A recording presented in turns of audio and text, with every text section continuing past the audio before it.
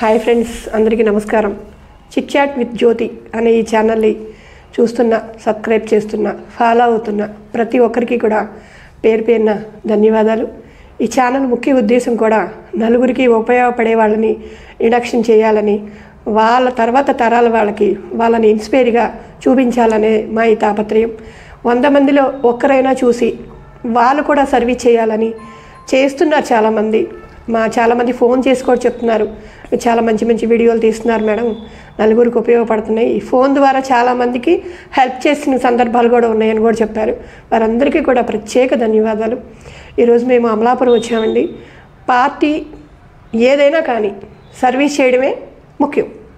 అది ట్రస్ట్ కానివ్వండి, రాజకీయం కానివ్వండి, ఏదన్నా కానీ సర్వీస్ చేయాలనే ముఖ్య ఉద్దేశంతో ఒక వ్యక్తి అతి చిన్న వయసులోనే సర్వీస్కి ముందుండి ఎంతోమంది పేదవాళ్ళకి ఒక కొడుకులాగా, ఒక తమ్ముళ్ళలాగా, ఒక అన్నయ్యలాగా నేనున్నాను ముందు అంటూ తన వంతు సహాయాన్ని ఎవరి ఇంటి ముందుకు వచ్చినా సరే, లేదు మన వాళ్ళు ఎక్కడున్నా ఏ టైంలో ఫోన్ చేసినా వెళ్తారు. అంత హార్ట్ఫుల్గా సర్వీస్కి ముందుంటారు. వాళ్ళ అనుభవాలు, ఆ సర్వీస్ ఎవరి ద్వారా వచ్చింది, ఇంకా ముందు ఎన్నెన్ని సేవా కార్యక్రమాలు చేయాలి, ఎన్నో విషయాలు మాతో పంచుకోవడానికి ఈరోజు మన ఛానల్కి అతిథిగా వచ్చారు. అమలాపురం వాస్తవ్యులు లింగోల పండు గారు, రూరల్ మండల్ ప్రెసిడెంట్ అమలాపురానికి.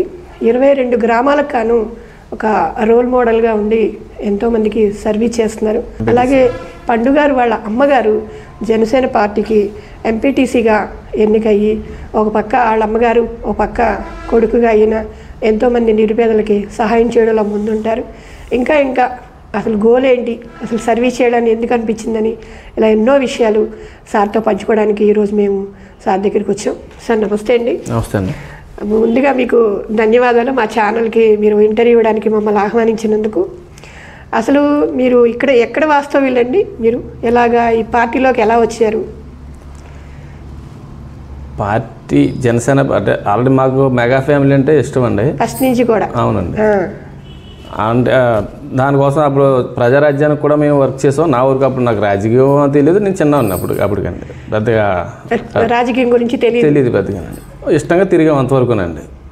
అలాగే కళ్యాణ్ గారు 2014లో పార్టీ పెట్టారు. అప్పుడు మేము అంత యాక్టివ్గా లేకపోయినా, అప్పటికి ఆల్రెడీ మా వైఫ్ టీడీపీ నుంచి ఎంపీటీసీ అండి. 2014లో ఎంపీటీసీ అండి. అలాగే కొనసాగించాం.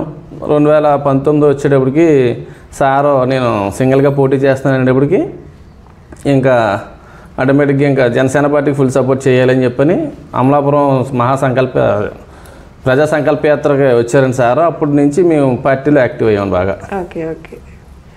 అంటే కరోనా టైంలో చాలామందికి హెల్ప్ చేశారని విన్నాము. అంటే ఈ సర్వీసు పార్టీ నుంచి వచ్చిందా, లేకపోతే మెగా ఫ్యామిలీ నుంచి వచ్చిందా, లేకపోతే మీ అమ్మా నాన్న దగ్గర నుంచి వచ్చిందండి? సర్వీస్ చేయడం అయితే ఫస్ట్ ఆఫ్ ఆల్ మా ఫ్యామిలీ నుంచి వచ్చిందండి. అదే నా చేతనే సాయం చేయటం నాకు డే 1 నుంచి కూడా, నాకు చిన్నప్పటి నుంచి కూడా అలవాటు అండి. అలాగే ఈ జనసేన పార్టీ కూడా సర్వీస్ పార్టీ కింద నాకు అనిపించింది. ఆయన చేసే అధినాయకుడు కళ్యాణ్ గారు చేసే కార్యక్రమాలు చూసి బాగా ఎడిట్ అయ్యి ఇన్స్పైర్ అయ్యి ఈ పార్టీలో ఉండి కొనసాగిస్తూ అలాగా మా ప్రయాణం సాగిస్తున్నాను. అంటే పార్టీ అని కాదు కానీ ఆ సర్వీస్కి మీరు ముగ్ధులైపోయారని చెప్పాలి. అవును మేడం. ఎందుకంటే ఏమీ ఆశించకుండా పవన్ కళ్యాణ్ గారు పార్టీ పెట్టి ఎంతోమందికి, అంటే గవర్నమెంట్ కన్నా కూడా ముందు ఈయన రియాక్ట్ అవుతున్నారు. అవును. అది మనం నిజంగా అలాంటి వాళ్ళని మనం ఆదర్శంగా తీసుకోవాలి కూడా. అవును. ఇప్పుడు కరోనా టైంలో మీరు చేసిన సేవా కార్యక్రమం గురించి ఏమైనా చెప్పగలరా మాతో? కరోనా టైంలో అయితే 2020 కదండి, 20 మార్చి 20 నుంచి లాక్డౌన్ స్టార్ట్ అయిందండి. మేము ఆల్రెడీ సేవల ముందే ఉంటామండి. ఆల్రెడీ మార్చి 23 నుంచే కోవిడ్ టైంలో లాక్డౌన్ అన్నారు కదా, మాస్కులని, శానిటైజర్స్, సోప్స్ అవి కూడా స్టార్ట్ చేసాం. ఏకదాటిగా ఒక 28 రోజులు నేను ప్లస్ మా జనసేన పార్టీ తిరిగే ఇంకా కొంతమంది వేరే మహిళలు ప్లస్ జన సైనికులు కూడా ఉన్నారండి. మేము ఏకదాటిగా కంటిన్యూ ఒక వలస వచ్చిన కూలీలకి భోజనాలు ఏర్పాటు చేయడం కానీ, నిరుపేదలకి కాయగూరలు ఇవ్వడం కానీ, నిత్యావసర వస్తువులు ఇవ్వడం కానీ కూడా మేము కంటిన్యూ చేసారు. అది ఒక జనసేన పార్టీ ఒరిజినల్గా ఎక్కడ ఆపదున్నా జనసేన పార్టీ ముందు ఉంటుంది ఫస్ట్ అని పార్టీని ముందు పెట్టి, అలాగే పార్టీ ఆటోమేటిక్ మేము పని చేసామండి. ఫస్ట్ పార్టీ ముందు మాకు జనాల్లోకి వెళ్ళాలని చెప్పాను. చాలా మందికి ఆ టైంలో చాలా మంది అవసరం కూడా ఇలాంటి వాళ్ళు ఉండబట్టే కొంచెం నిజంగా అలా ప్రాణ భయంతో అందరూ కూడా ఇంట్లో ఉంటే మాకు ఇక్కడ సేవ పార్టీ ఉంది మా ముందు, సేవ చేయంగా ముందు మేము పని చేసుకుంటే ప్రజల్లోకి వెళ్ళామండి. అలాగే మాకు మా సేవలు గుర్తించి కూడా చాలామంది ఆనందపడ్డారు. ఇంట్లోంచి బయటికి రాని పరిస్థితులు అండి అప్పుడు. నెగిటివ్ ప్లస్ ఇదేనండి వేమవరమేనా? వేమవరం మేడం. అంటే అమ్మకి ఎంపీటీసీ వచ్చింది కదా, అమ్మ అన్ని సేవా కార్యక్రమంలో ముందుంటారా ఎట్లా? ఇంకా అమ్మ అంటే నేను వెళ్తానండి. ఇంకా మా అమ్మగారు అంటే నాకు మొన్న ఎంపీటీసీ టైంలో కూడా మాకు 3 పిల్లలండి. నాకు ఎలిజిబుల్ కాదని చెప్పని మా మదర్ని పెట్టారు. లాస్ట్ టైం అయితే 2 పిల్లలతో ఉన్నందుకు మా వైఫ్ అండి. అప్పుడు కూడా చిన్నపిల్లలు పెట్టుకొని చిన్నపిల్లలండి. అవునండి చేశారు. నా సేవను గుర్తించి మా గ్రామం అయితే మంచి మెజార్టీ ఇచ్చిందండి మొన్న కూడా మా మదర్కి. అంటే పార్టీ లేకముందు నుంచే మీరు సర్వీస్ చేస్తున్నారు కాబట్టి మిమ్మల్ని అది ఎంత గౌరవంగా మళ్ళీ పార్టీలోకి ఆహ్వానించి ఆ విలువ అనేది అట్లా కాపాడుకుంటావచ్చు. ఎలా ఉంటుంది మీకు పవన్ కళ్యాణ్ గారితో అంటే మాట్లాడేంత సందర్భం? లేదండి, ఓన్లీ ఆయన ఆశయాలను మేము జనాల్లోకి తీసుకెళ్ళడం వరకు అయితే పూర్తి బాధ్యతని వహిస్తాను, ముందుంటాను. ఆయనతో కలాలే, ఆయనతో మాట్లాడాలని ఇప్పుడు దాకా అయితే ఏం లేదండి. ఆయన ఎప్పటికప్పుడు గుర్తించి ఆయన పిలుస్తారని చెప్పని చూస్తామండి, అంతే వెయిట్ చేస్తున్నాం. పదవులు కాదు పని ముఖ్యమైన పదవులు ఆశించి అయితే కాదని మేము పార్టీలో పనిచేస్తాం. ఆయన సేవాగుణం ఉంది కాబట్టి, ఆ సేవాగుణం నాలో కొద్దిపాటి ఉంది కాబట్టి ఆ పార్టీలో పనిచేస్తాం, ముందుకు వెళ్ళగలుగుతుంది. ఎలా ఉంటుంది అంటే ఇక్కడ వైఎస్ పార్టీ కూడా ఉంది కదా అండి, ఇబ్బందులు చాలా ఫేస్ చేసామండి. నా వ్యాపార రీత్యా కూడా నేను ఈ అధికార పార్టీలో చాలా ఇబ్బందులు పడ్డాను. నా వ్యాపార రీత్యా నా ఇంటి దగ్గర ఉన్న వెహికల్స్ సీజ్ చేయటం కానీ అని చాలా ఇబ్బందులు పెట్టారండి, ఆపాలని చెప్పేసి. అవునండి. సరే, నాకు ఓన్లీ 5 సంవత్సరాలు నేను వ్యాపారం అనుకుంటాను, అవసరమైతే నేను పార్టీలోకి పనిచేస్తాను, నా పని నేను చేసుకుని వెళ్తాను చెప్పిన కూడా ఒక అధికార పార్టీకి సవాల్ విసిరాను కూడా ఇక్కడ ఉన్న నాయకులకి. అయినా సరే దడవలేదు ఇంకా అసలు లేదండి. ఎందుకంటే నేను ఆల్రెడీ నేను చేసి జనాలు అందరూ కూడా నేను ఒక మంచి వ్యక్తిగానే ఉన్నాను తప్ప ఎప్పుడు కూడా తప్పుడుగా కూడా నేను ఎప్పుడు ఎవరికి లేను. అలా జనాలు కూడా నాకు సపోర్ట్ అలా నిలబడ్డారండి. అంత మనం భయపడాల్సిన పని కూడా. అవును. మీకు ఇంకా గోల్ ఏమన్నా ఉందా, ఇలా చేయాలి అలా ఇలా ఉంది నాకు ఒక ఏమన్నా చేయాలని అన్నా? నాకైతే ఇలా మంచితనంగా ముందుకు వెళ్ళిపోదామని తప్పండి, నాకు రాజకీయంగా కానీ ఏ విధమైన గోలు లేదండి. కళ్యాణ్ గారు ఆశయాలని ఎంతసేపు బలంగా తీసుకెళ్ళాలండి, అది పూర్తి స్థాయిలో నేను న్యాయం చేస్తాను ఆ విషయం వరకు. ఎందుకంటే ఆయన ఎక్కువ సర్వీస్కి ఇంపార్టెన్స్ ఇస్తారు కాబట్టి, మీకు కూడా అది ఇష్టం కాబట్టి అదే రూట్. అంతే కదండి. ఆయన కూడా రాజకీయం లేకముందు నుంచి కూడా ఆయన కూడా ఎన్నో చేశారండి, తెలియని చాలా ఉన్నాయండి, హెల్పింగ్ నేచర్. అలాగే అండి. అందుకోసం ఆయనకి ఆయన పార్టీ ఆశయాలకి నా మనస్తత్వం మ్యాచ్ అయింది కాబట్టి దీంట్లో బాగా దూసుకెళ్తున్నాను జనసేన పార్టీలో. తర్వాత యువత ఉన్నారు, అంటే పవన్ కళ్యాణ్ ఫ్యాన్స్ అంటేనే మామూలుగా యూత్, కానీ వాళ్ళు ఓటు దాకా వెళ్ళలేకపోతున్నారు. అలాంటి యువతకి అంటే ఒక రాష్ట్రం బాగుండాలి అంటే, దేశం బాగుండాలంటే ఒక మంచి నాయకుడు ఉంటేనే అది దేశం బాగుంటుంది. కానీ అక్కడ దాకా ఈ యువత వెళ్ళలేకపోతున్నారు. దానికి ఏమన్నా మీరేమన్నా యువతకి ఏమైనా ఒక సందేశం? నా వరకు నా స్థాయిలో అయితే నన్ను ఇష్టపడే వాళ్ళు నాతో మాట్లాడే అందరికీ కూడా నేను ఒకటే చెప్తానండి, మారాలి. అంటే యువతలో యుక్త వయసులో ఎవరైనా సరే తెలియదు ఏముందండి, అందరూ కూడా ఆయన ఒక సరదాగా ఉందామని ఒక బోల్ అని ఉంటుంది. కానీ ఈ ఆశయాలకి ఎడిట్ అయ్యి ఉన్న జనాలని నేను ఎంతసేపు కూడా మన అధినాయకుడి ఆశయాలను నిలబెట్టాలంటే మనం కొంచెం తగ్గాలి. మనం తగ్గిన తర్వాత ఆయన్ని మనం నెగ్గించుకోగలుగుతాం అని చెప్పని నేను ఎంతవరకు నా వరకు నేను చెప్తూ ఉంటానండి. మీ లైఫ్లో థ్యాంక్స్ చెప్పాలంటే ఎవరికి చెప్తారు, ఎవరెవరికి చెప్తారు? ఏ రకంగానండి? ఏ రకం పార్టీ అవని, సర్వీస్ అవనండి, కుటుంబం అవనివ్వండి, మీ ప్రయాణంలో? ఫస్ట్ అయితే మా తల్లిదండ్రులకు చెప్తానండి. తర్వాత నేను ఈ స్థాయికి ఉండడానికి నాకు కొంతమంది నా మిత్రులు ఉన్నారండి. ఎందుకంటే ఒక మనిషి ఎదుగుదలకి ఎవరో ఒకరు సపోర్ట్ అయితే ఉంటుందండి. ఒక్కళ్ళ వల్లే అవ్వలేదు. నా మిత్రుల వల్ల నేను ఈ పొజిషన్కి వచ్చాను ఫస్ట్. ఆ తర్వాత నేను సెకండ్ థర్డ్ ఏంటంటే నేను జనసేన పార్టీ అంటే ఇంకా బాగా ఎక్కువ మిత్రులను పెంచిందండి. దానివల్ల నేను అందరికీ కూడా చెప్పాల్సిందే, ఫస్ట్ ఆఫ్ ఆల్ నాకు అందండి. మిగతా వాళ్ళందరూ కూడా అంటే మీతో ప్రయాణం చేసి ప్రతి ఒక్కరికి కూడా ధన్యవాదాలు. ప్రతి ఒక్కరికి కూడా అండి, నన్ను ఈ పొజిషన్ నుంచి ప్రతి ఒక్కరికేనండి. ఫస్ట్ ఏంటంటే మా కన్న తల్లిదండ్రులకి, అంతేగా వాళ్ళే మనకి దేవుళ్ళతో సంబంధం. ఇంకొకటి కూడా విన్నాను, అంటే అందరినీ కలుపుకుంటూ వెళ్తారు, ఎవరిని కూడా ఇబ్బంది పెట్టరు, అందరూ కావాలి మనకి అని ఆ మంచితనంతో వెళ్ళిపోతారు పండుగారని ఒక టాక్ ఉంది. ఎలా ఎప్పుడు మీ కోపం రాదని ఎవరిని ఏమన్నారని విన్నాను. ఎలాగా మీ ప్రయాణం ఎలా సాగింది? కోపం రాకపోవడం అనేది ఉండదు, లేకపోవడం కాదు, లేదు కానండి. కానీ అనవసరం దానికి కోపడం నేను పట్టించుకోను. అనవసరం దానికి చూస్తాం, జర్నీలో ఎన్నో ఎదురవుతాయండి. ఇప్పుడు ఉన్న పరిస్థితుల్లో సమాజంలో మనిషి మనస్తత్వం ఎలా ఉందంటే అండి, మనం పక్కన ఉన్నప్పుడు ఒకలాగా, కొంచెం దూరం అయ్యేటప్పుడు ఒకలాగా మనస్తత్వాలు అయితే అసలు బాగలేదు మేడం. నేను అర్థం చేసుకున్నదండి మీ ప్రయాణంలో, నా ప్రయాణంలో. అలా నన్ను మోసం చేసింది ఎవరు లేదు కూడా, మోసం ఒకవేళ చేసినా కూడా నేను పట్టించుకోలేదండి. నాకు ఎన్నో ఎదురు దెబ్బలు ఎదురైనా కూడా నేను పట్టించుకోలేదు. అలా ముందుకు వెళ్తామే నేను మా ప్రధాన అజెండా కింద ఉన్నాను అంతే. ఏదో కక్షాదింపులు కానీ అవి కానీ నాకు రాదండి. మెగా ఫ్యామిలీతో మీకు బాగా అంటే ఎప్పుడన్నా కలిసారా సందర్భం? వాళ్ళు కళ్యాణ్ గారిని 2-3 సార్లు కలవడం జరిగింది తప్పండి. నేను అంత పర్సన్ ఐడెంటిటీ తప్పండి, నేను అంత దగ్గర అవడానికి ఎప్పుడు ట్రై చేయలేదండి. గ్రౌండ్ వర్క్లో ఓన్లీ నా ఊరికి అంతే. నా చేతిలో ఉన్నది ఒరిజినల్గా మాది చాలా మిడిల్ క్లాస్ ఫ్యామిలీ అండి. మా నాన్నగారు పూర్తిగా చదువుకోలేదు, అలా నేను కొద్దిపాటి చదువుకున్నాను. నా చదువులో కొంత జ్ఞానం పెంచుకొని జనాల్లో సమాజంలో ఒక మంచి వ్యక్తిగా ఎస్టాబ్లిష్ అయ్యాను. చాలు, అంతే అండి. వ్యవసాయం అండి ఫ్యామిలీ? వ్యవసాయం ఫ్యామిలీ. ఇప్పటికీ వ్యవసాయం చేస్తుంటారు? వ్యవసాయం చేస్తారండి. ఓకే, పొలాలు అవి? అవును, సామాన్య ఫ్యామిలీ అండి మాదైతే.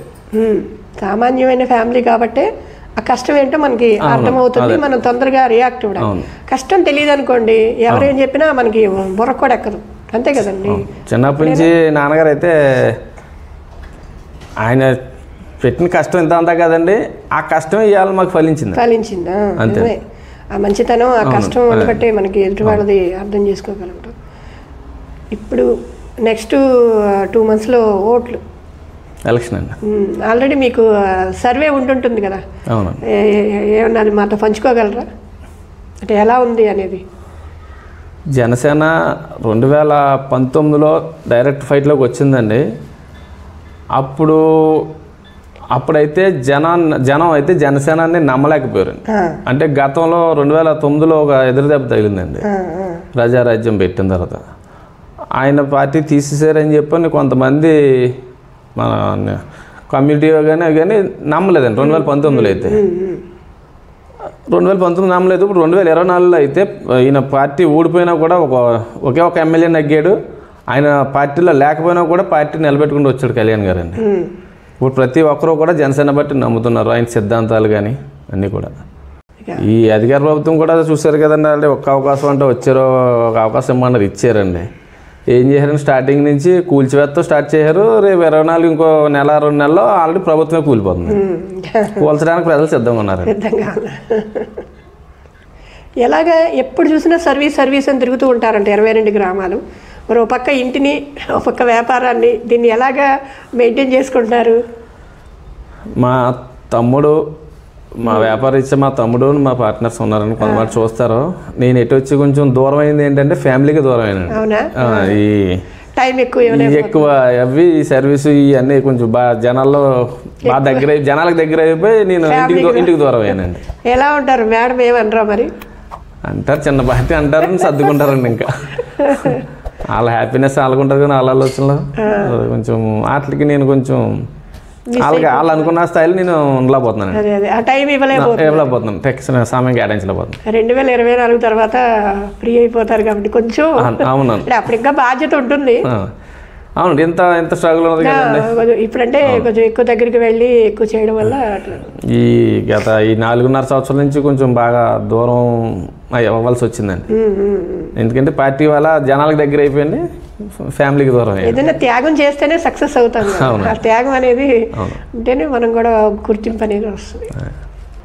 మీరు బాధపడిన సంఘటన ఏమన్నా చెప్పండి. ఏం లేదు మేడం, మాదైతే చాలా మిడిల్ క్లాస్ ఫ్యామిలీ అండి. మా నాన్నగారు నన్ను చిన్నప్పటి నుంచి కూడా ఒక కష్టం ఏంటో చెప్పారు, కష్టపెట్టారు. ఆ కష్టానికి అప్పుడు ఇబ్బంది పడేవాళ్ళం కానండి, నిజంగా ఇప్పుడు భగవంతుడు నిజంగా మాకు ఫలితం చూపించాడు. ఎందుకంటే ఈ పొజిషన్గా ఉన్నామంటే నేను వెనక రోజులకి వెళ్తే మాత్రం చాలా నిజంగా మా కష్టం ఫలించిందిరా అనిపించదండి. అప్పుడు మాత్రం కష్టపెట్టినప్పుడు బాధ అనిపించిందండి. ఎందుకంటే నాన్నగారు చదువుకోలేదండి, అందువల్ల చదువులు ఆయనకి తెలియదు కాబట్టి చదువుకున్నప్పుడు కూడా మేము చదివినా కూడా ఏదో అల్లరి చిల్లరగా తప్ప అంత బాధ్యతగా చదువుకోలేదండి. మాది ఫ్యామిలీ కూడా ఎడ్యుకేటెడ్ ఏం కాదండి. అయినా కూడా భగవంతుడు ఆశీస్సులు ఉన్నాయి కాబట్టి ఈ పొజిషన్లో ఉన్నామని చెప్పని చాలా హ్యాపీ ఫీల్ అవుతున్నాను నేనైతే.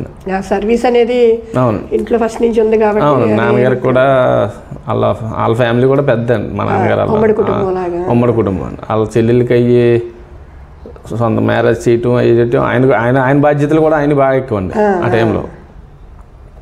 అలాగే కొంచెం కష్టపడడం దేవుడి దయ వల్ల బాగానే ఉన్నాను ఇప్పుడు ప్రస్తుతానికి. 10 మందికి పెట్టేలాగా 10 మందికి చెప్పేలా కూడా వచ్చాను పొజిషన్కి ఇప్పుడు. మీరు ఎప్పుడన్నా మీ ప్రయాణంలో ఏదైనా బాధపడిన సంఘటన ఏమైనా ఉందా? బాధపడిన సంఘటన అంటే కొంచెం ఒక హెల్త్ యాక్సిడెంట్లు అవ్వడం అవన్నీ కొంచెం ఫ్యామిలీస్ కొంచెం బాగా ఎక్కువ అండి. 2008లో మాకు అంటే ఒక అనుకున్న కేసులో అసలు నాకు సంబంధం లేదని ఒక ఫ్రెండ్షిప్కి వెళ్ళే కేసులో ఇరుక్కుని కొంచెం మా ఫ్యామిలీని ఇబ్బంది పెట్టాను. డిస్టర్బ్ బాగా ఇబ్బంది పెట్టాను. మా తమ్ముడేమో హైదరాబాద్లో అక్కడ జాబ్ చేస్తూ ఉంటే అప్పుడు నన్ను లోపలేసిన కేసులు ఇరుక్కున్నాం కదండి. లోపలేసిన సందర్భంలో మా తమ్ముడు వచ్చాడండి. మా తమ్ముడు వచ్చేసి అప్పుడు కూడా నా వల్ల వచ్చాడండి. అతను వచ్చిన తర్వాత ఇక్కడే ఉన్న తర్వాత అతనికి యాక్సిడెంట్ అయిందండి. కాల్కి చాలా మేజర్ యాక్సిడెంట్ అండి. అది బాధేనండి. ఆ తర్వాత ఏంటంటే మా మదర్కి కూడా సీరియస్ అయిందండి.